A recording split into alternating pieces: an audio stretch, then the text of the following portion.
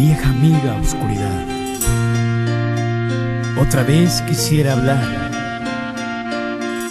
porque he tenido nuevamente una visión que suavemente iba cambiando mi manera de pensar. La oigo hablar, la escucho en el silencio, en el silencio.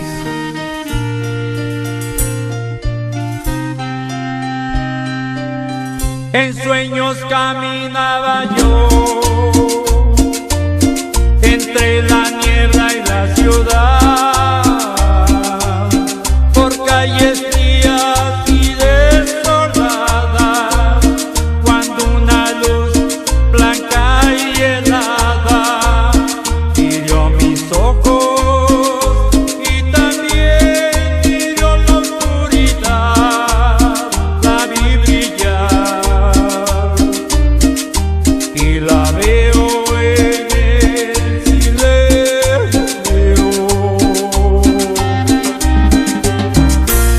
Alá, mi Dios bendito, gracias por darme esta nueva oportunidad y esta vivencia de poder interpretar algo de reflexión.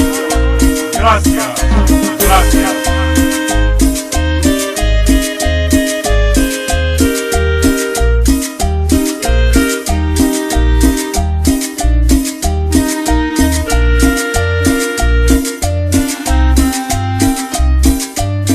En la desnuda luz miré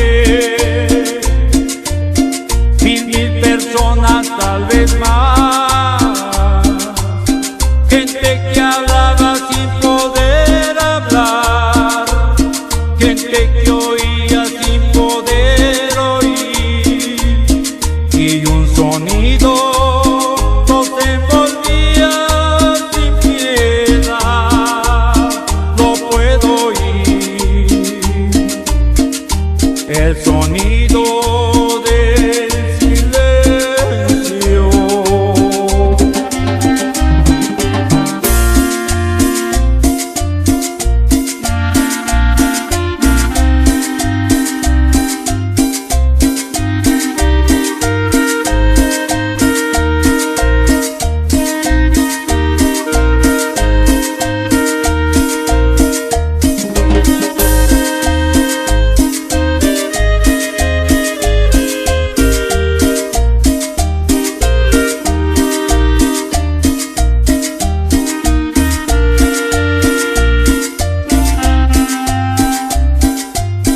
Entonces yo les quise hablar, entonces los quise ayudar, quise sentirlos como hermanos, quise tomarlos de las manos, pero no podían